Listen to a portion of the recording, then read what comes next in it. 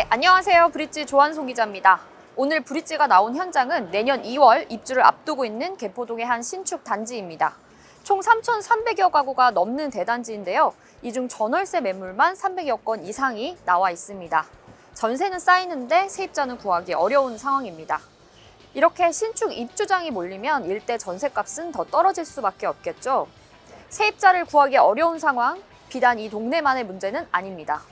전세를 끼고 적은 돈을 투자해 내 집을 마련하는 갭 투자는 부동산 투자에 있어서 성공 방식으로 소개가 돼 왔습니다.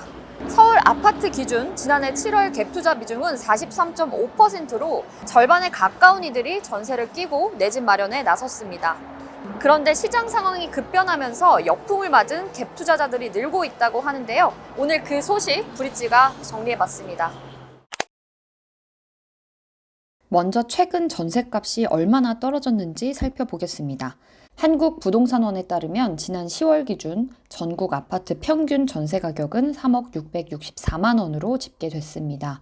지난해 12월 3억 1,952만 원을 기록한 후 10개월 연속 하락세를 이어가고 있습니다. 전셋값 하락폭은 급격히 커지는 추세입니다.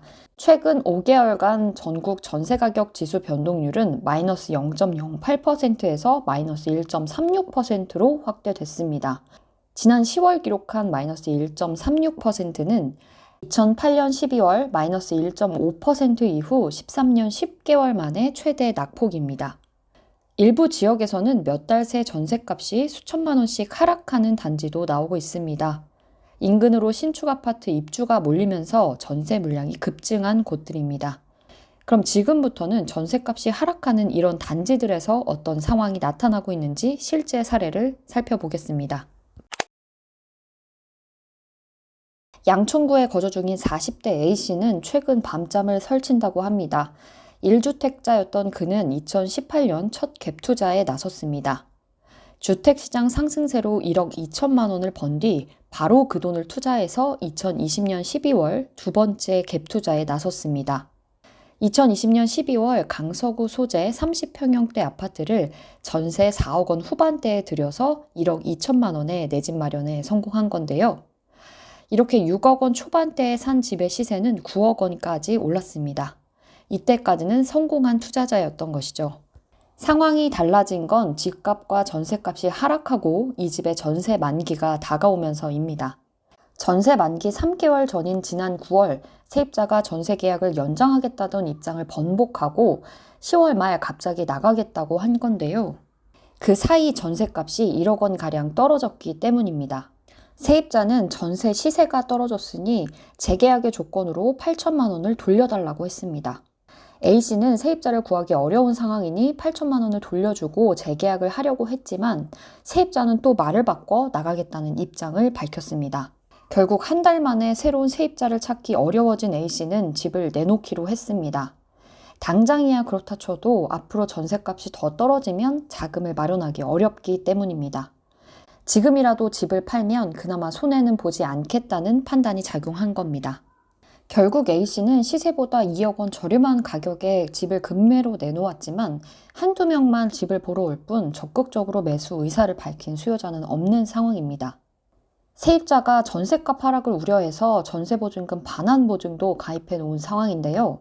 이에 따라 전세계약 만료일인 12월까지 매매가 성사되지 않으면 A씨는 주택금융공사에 5%가량의 지연이자까지 물어야 하는 상황입니다.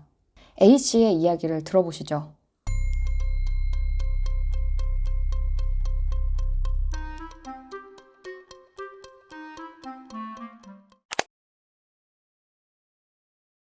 전셋값이 급락하면서 임대차 시장에서 집주인이 되려 세입자에게 월세를 내는 기현상도 나타납니다. 하락한 전세보증금 차익을 돌려줄 여력이 없는 집주인이 궁여지책으로 세입자의 전세대출 이자를 대신 내주는 방법을 선택한 겁니다. 세종시 도담동에 전용 84제곱미터 아파트를 소유한 집주인 B씨는 2년 전 전세보증금 3억 3천만 원의 임차인과 전세계약을 체결해 오는 12월 만기를 앞뒀습니다. 재계약을 하려고 보니 전세 시세는 1억 원 가까이 떨어져 있었습니다. A씨는 결국 기존 임차인과 2억 4천만 원의 재계약을 하기로 했습니다. 하지만 문제는 B씨가 당장 9천만 원을 마련할 방법이 없었던 건데요. B 씨는 임차인에게 3천만 원은 현금으로 일시 반환하고 나머지 6천만 원에 대해서는 대출 이자를 지불하기로 했습니다. 전세대출 금리를 적용해 한 달에 약 25만 원씩입니다.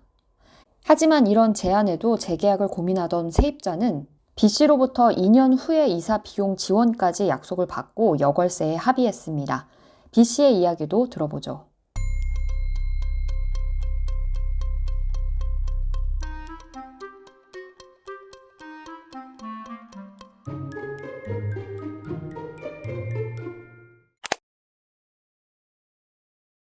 임대인이 세입자에게 돌려줄 전세금을 마련하지 못해 갈등을 겪는 사례는 인터넷상에서도 어렵지 않게 찾아볼 수 있습니다.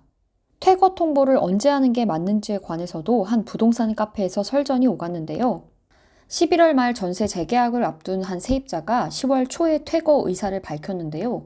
집주인이 전세도 안 나가고 매매도 안 되는 상황이라 보증금을 돌려주기 어렵다고 한 겁니다. 이를 두고 2개월도 채 안 되는 기간 돈을 어디서 마련하라는 거냐, 임대인 생각도 못하고 임차인이 너무 아나무인이다. 반면에 한 달 전에만 통보하면 된다. 돈을 못 돌려주는 건 임대인의 잘못이다 등으로 의견이 갈리기도 했습니다. 누구의 말이 맞는 걸까요? 주택임대차보호법을 보면 임대기간이 끝나기 최소 2개월 전까지는 임대인에게 갱신 거절을 통보해야 한다고 나와 있습니다. 그런데 이 법이 개정된 시점이 2020년 12월 10일인데요. 따라서 이 법이 개정 시행되기 전에 계약 또는 갱신을 한 경우에는 만료 1개월 전까지 통보해도 된다고 합니다. 임대차법이 개정 시행되면서 시장에서 혼선이 나타나고 있는데요. 무엇보다 영원할 것 같았던 주택시장의 상승기가 끝나고 갭 투자자들이 더 이상 전세금을 활용해 투자를 이어갈 수 없는 상황이 오면서 나타나는 현상이라고 볼 수 있습니다. 이런 상황에서 가장 억울한 건 세입자입니다. 전세 만기가 다가오는데 새로운 세입자가 구해지지 않아 보증금을 돌려받지 못하는 상황이라면 임차인은 어떻게 해야 할까요? 보증금을 안전하게 지킬 수 있는 방법은 뭘까요? 일단 새로 이사갈 집을 구해놓은 상황이라면 임차권 등기 명령을 신청해야 합니다. 임차권 등기를 마쳤고 전출까지 한 상황에서 집주인이 계속해서 전세금을 돌려주지 않는다면 전세금 반환 소송을 제기할 수 있습니다. 승소한다면 집주인이 가진 거의 모든 재산을 상대로 강제 집행까지 진행할 수 있습니다. 하지만 소송으로 하는 것도 일부 한계가 있다고 하는데요. 전문가의 이야기를 들어보시죠. 만약에 임대인이 임대차 보증금 반환을 안 해준다고 했을 때는 소송으로 갈 수밖에 없는데 현실적으로 이제 소송으로 가면 시간이 너무 많이 걸리기 때문에 최대한 협조해서 새로운 임차인을 구하시는 게 제일 낫기는 하죠. 네, 오늘 브릿지는 주택 경기가 하강하면서 갭 투자자를 중심으로 나타나는 현상을 짚어봤습니다. 무주택자도 내 집 마련을 위한 수단으로 갭 투자를 활용했던 것이 사실인데요. 자산 증식 수단으로 꼽혔던 갭 투자가 시장 상황이 급변하면서 오히려 독이 된 상황입니다. 최근 역전세난이 심화하자 정부도 전세보증금 반환 목적의 대출 규제를 풀어주기로 했는데요. 다만 이마저도 임대인의 부채 상환 능력에 따라 달려있기 때문에 어느 정도의 실효성이 있을지는 의문입니다. 세입자가 전세보증금을 돌려받기 위해 소송을 제기하더라도 수개월의 시간이 걸리는 만큼 임차인을 보호하기 위한 현실적인 대책 마련이 필요해 보입니다. 브릿지는 지난해부터 주택시장에서 변화하는 움직임들 지속적으로 전달해 드렸습니다. 상승장이 길고 샜던 만큼 여러 곳에서 시장이 급변하면서 위험 신호가 감지되고 있는데요. 앞으로도 브릿지는 현장에서 일어나는 다양한 소식들 빠르게 전달해 드리도록 하겠습니다. 오늘 브릿지는 여기까지입니다. 잘 보셨다면 구독과 좋아요 부탁드립니다. 감사합니다.